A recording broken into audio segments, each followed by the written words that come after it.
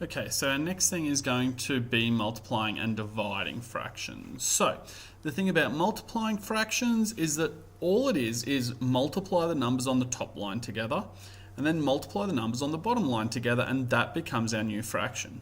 The thing I'm going to note about this is that if you need to cancel anything out that appears on the top line and the bottom line, then generally do this before you multiply, and it'll make the multiplication a bit easier.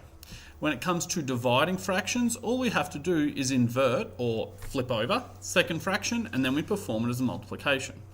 So let's have a look at a couple of examples. Examples. My pen is not happy today, apparently. Let's try this again. Yeah, there we go. Examples.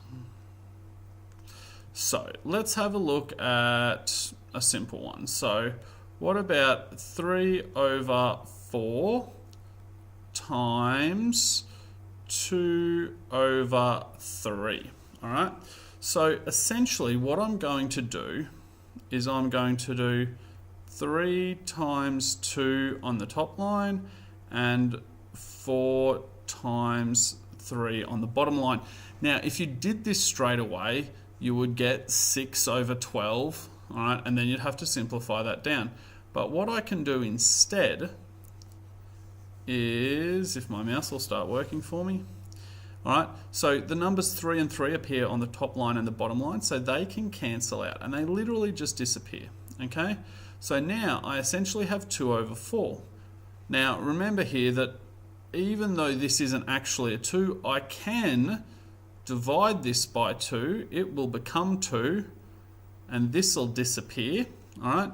Now, since everything on the top line's actually disappeared, what is going to happen is the top line's going to become 1, and all I'm left with on the bottom line is 2. All right. So my answer is simply a half. So 3/4 times 2/3, without even really having to do any multiplication, is 1/2. Okay.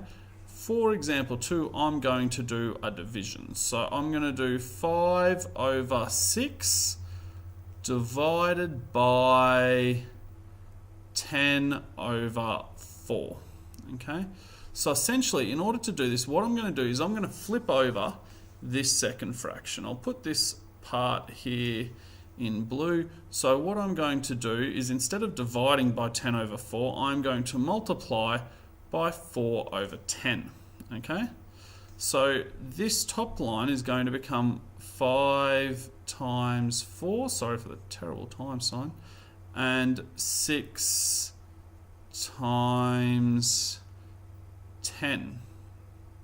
My mouse is not happy with me today. Why are you not happy, mouse? All right, and 6 over 10. So now I need to simplify down anything I can. So I can divide both of these by 5. All right, so that's going to disappear, and this will become 2. All right, 2. That is a terrible 2. All right, now 4 and 2 can simplify down as well, so that'll become 2. That'll just disappear. And then I can even divide down the 2 and the 6 now. So this 6 is going to become 3, because I'll divide it by 2, and this 2 will disappear. So in the end, I am left with, yet again, nothing on my top line. All right, so the top line is going to become 1, and all I'm left with on the bottom line is this 3. So the answer is 1 over 3.